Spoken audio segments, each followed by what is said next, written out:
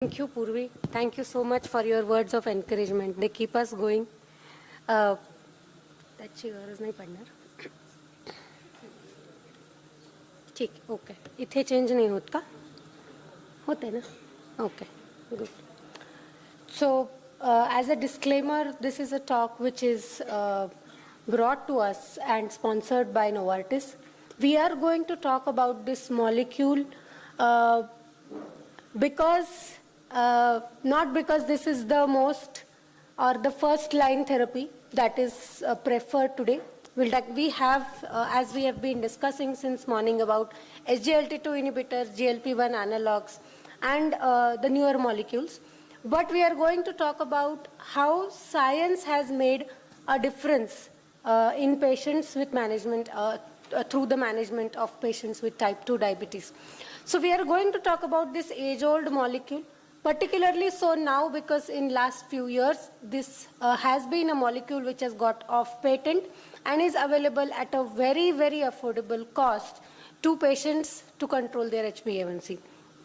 And we are going to talk about this from the scientific point of view as to how anti-diabetes therapy has changed the scenario. In spite of having SGLT2 inhibitors, GLP-1 analogs, sulfonylureas, metformin, and various a basket of different types of insulins that we have, we all know that still there are many patients whose HbA1c doesn't get controlled to the target. So any molecule in the armamentarium of management of type 2 diabetes is useful. And this is a reminder that in spite of having the new molecules, we should not forget the science and usefulness of the molecules that are there with us for a long time. So this is a reminder about the science of developing anti-diabetes therapy, Vildagliptin as a representative of the pioneering of anti-diabetes therapy since a long time, maybe around 2 decades. So we are going to have a word about expanding armamentarium of oral anti-hyperglycemic agents. The incretin story, we all know this, but I thought it will be a good podium now to revise on these things. The Vildagliptin as pioneer of all the gliptins, the PKPD studies, what they taught us about diabetes and its therapy, how Vildagliptin do in comparison with other DPP-4 inhibitors, and is there anything that it provides beyond glycemic control. So we don't need to be told about how diabetes is a problem, especially in our country, and how management of diabetes needs to be as simplified as possible, as less harmful as possible, and as easy as possible. Specifically from the point of view of therapy, from the telemedicine treatment point of view during the COVID era, there was a very strong need of having medications which will not cause any side effects. In the afternoon we were talking, we require drugs that we can give and close our eyes to. And I think Vildagliptin along with metformin has been a combination which we could give and we could close our eyes if the HbA1c reduction potential of Vildagliptin metformin was matching to our target. And this is, I think, one of the medication that will be useful to the epidemiology of diabetes in India, because this is a molecule which can be given to people who might not come for follow-up, who might not show up if there is any complication, who might not even understand what is happening to them, is probably because as a complication of a drug that they are taking. So if there is a drug which will match the epidemiology of India, especially rural India now having this molecule into the reasonable category of cost, a molecule that you can give and close your eyes to, this might be a very useful combination. Now, we know that India's epidemiological warrants different aspects to be considered compared to the Western world or people from people where the third party is covering their treatment expenses. Coming to expanding the armamentarium of oral anti-diabetes medication, we have around 60 unique anti-hyperglycemic drugs since 1982, since the time when anti-diabetes therapy was limelighted after the invention or discovery of human insulin.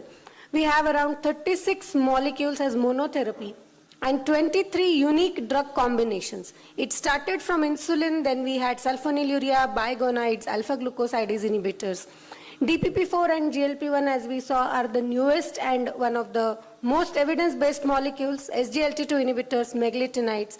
Then we have combinations of all of this with each other. Of course, of one class with the other, not two molecules of the same class.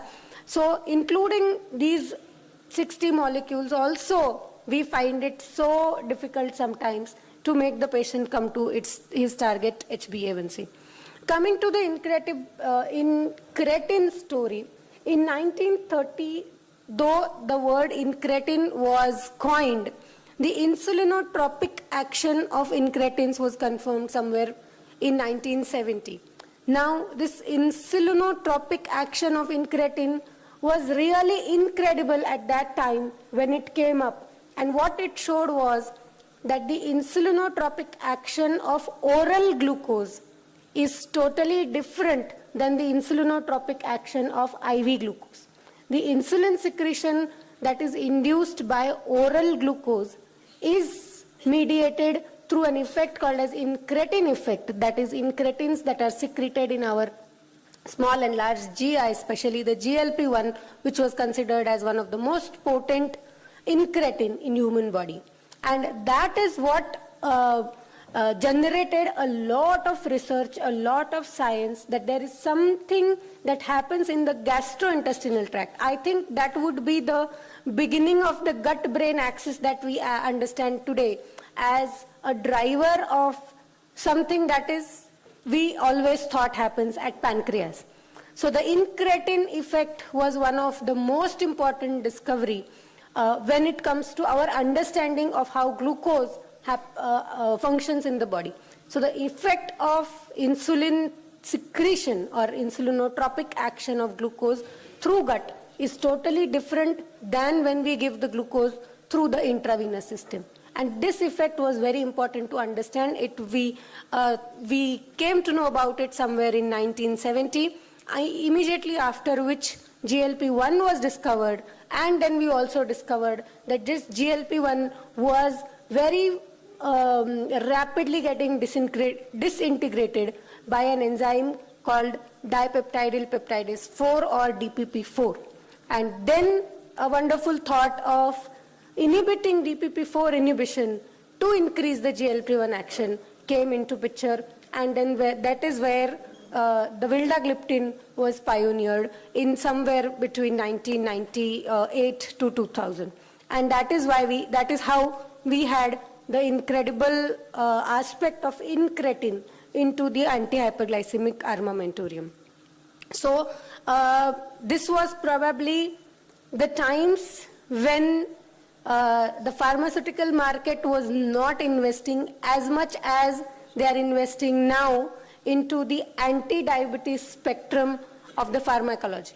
And that is why I think at that point of time it was incredible that there was a science which was promoted, and this is how the incretin was taken ahead and clinical trials began and Vildagliptin was pioneered. Now look at the structure of different gliptins. This is Vildagliptin, saxagliptin, sitagliptin and linagliptin. On first glance you can say that it doesn't look anything, one molecule doesn't look like anything with the other. The structure is totally different, the molecular composition is totally different. Most likely their clinical effects are not very different. Most of the gliptins have similar fashion, even though there is a huge difference between their molecular structure, their DPP-4 inhibition, their half-life, their duration of action is so different, but probably the clinical effect is not very different. So this also is a very interesting thing that I would like to spend a moment on, how the name Vildagliptin came in. So Vil was taken from Wilher, who invented this molecule. DAP, that is dipeptidyl aminopeptidase. GLI is a short form of or a suffix that is compulsorily to be included as advised by WHO to any molecule which acts through the glucose and the insulin effect. So you see glimepiride, glyclazide, you see gliflozins, you see gliptins, anything that acts on a glucose and insulin axis will have its name somewhere impregnated with GLI, gli, and then 10 is an enzyme inhibitor. So the name vildagliptin comes from there. So if we compare pharmacokinetic profile of gliptin, as I said, the chemistry-wise, they are either peptide or non-peptide. The older gliptins like sitagliptin, vildagliptin, sitagliptin and the newer one, linagliptin, these are non-metabolizing gliptins. So they do not change much after ingestion, while vildagliptin hepatically hydrolyzed in inactive metabolite and then gets excreted. So whenever we are dealing with renal impairment, we need to reduce the dose of these molecules accordingly to avoid their metabolic dumping inside the body. Again, as I said, there is a huge difference between the dosing, the compound's half-life, the DPP-4 inhibitions, and drug interaction. Saxagliptin possibly is a molecule which is failing at many levels. Thankfully, I don't think we have a lot of use of saxagliptin in our country. We do not have availability of saxagliptin very commonly. But rest of the gliptin, even though they differ, the dosing differs, the compound half-life differs, the clinical efficacy remains similar to each other, and that is what we are going to see. When it comes to achieving the HbA1c, overall as a class, the gliptin reduce HbA1c by somewhere around 0.6 to 0.7.